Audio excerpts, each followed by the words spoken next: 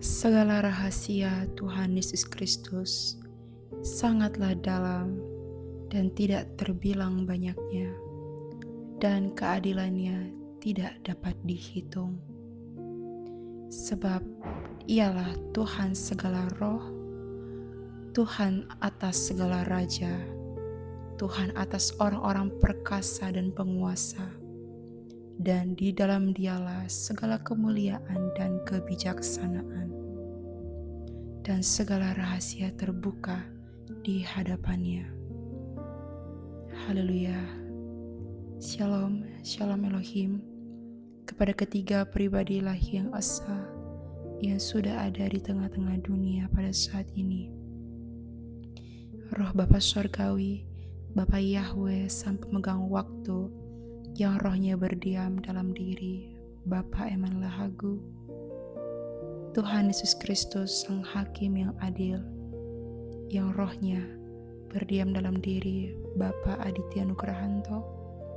Roh Kudus, Roh kebenaran, mempelainya yaitu Ibunda Fei Hamdani.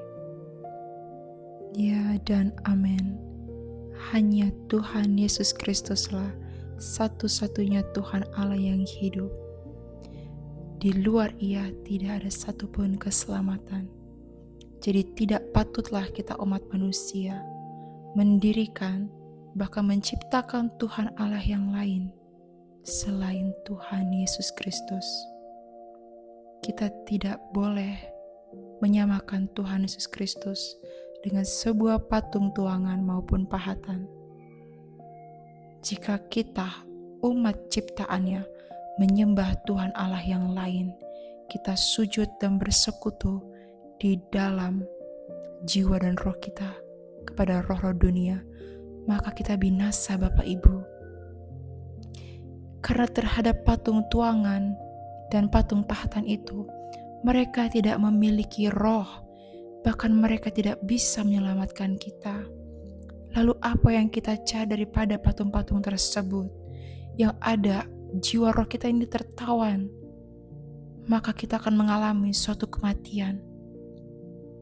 Bukan hanya kematian secara roh, namun secara jasmani pun kita binasa. Bayangkan kita binasa dalam ketidaktahuan dan kebodohan kita. Ya karena kita sudah tertawan, kita tidak masuk dalam terang yang sejati itu, namun kita akan dibuang ke dalam perapian yang kekal.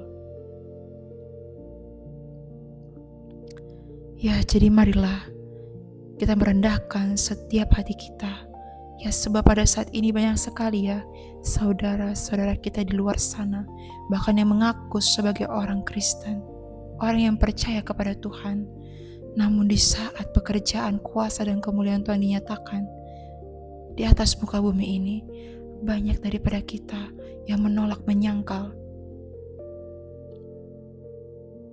Ya, jadi marilah kita tidak mengeraskan hati dan menggenapi apa yang telah dilakukan oleh nenek moyang kita bangsa Israel pada ribuan tahun yang lalu.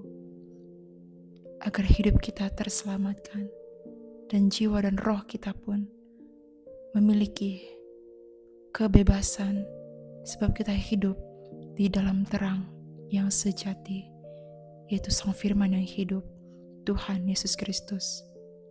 Haleluya. Shalom, Tuhan Yesus memberkati.